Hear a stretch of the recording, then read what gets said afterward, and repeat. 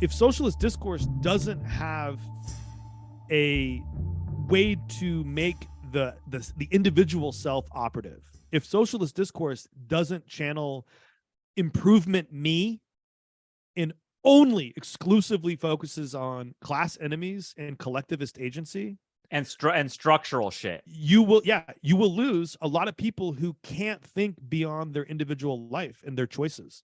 And so part of what you need to do is to balance the class enemy and the collectivist agency. You have to balance that with a kind of individualized program, because that's how people feel the world. They feel the world as singular beings who are every now and then swept up into collectivist events like concerts, stadiums, sports, church, mass, and protest movements, January 6th, but also Black Lives Matter. It really points out to me like how deeply, and I don't know if this is just an American thing because we say about Californication being a global phenomenon, but how much like people really have internalized the idea that your successes and your failures are entirely your fault.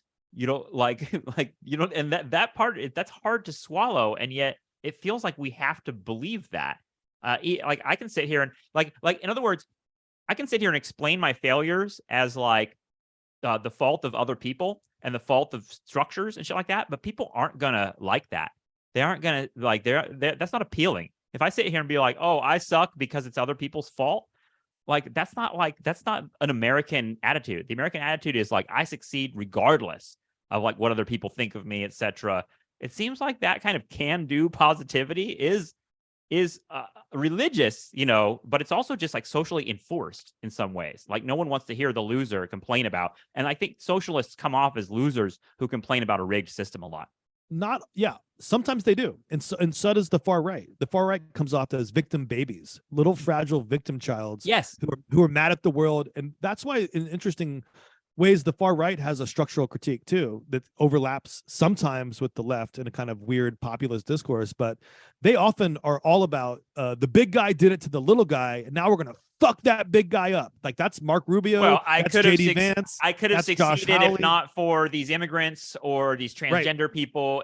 My life sucks because of whoever. Yeah, that there is a sense that is on the right and left. You're right. Yeah, and then the right and the liberals accuse the left of doing that too. Like, oh, really? Nothing you did in your life made any difference, and the bad guys got you. Like everyone accuses everyone else of it. I think that's a core dialectic of the culture and of politics, though, is this bootstrap thing and victim blaming or scapegoating on the flip side. And I think that both of them are necessary because people don't believe one of them all the time.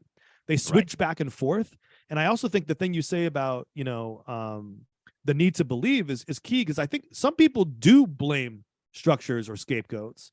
And what they really truly need to believe, though, is that it's still possible for them to make a positive change. In other words, what they might have a structural critique, but they definitely need the optimism.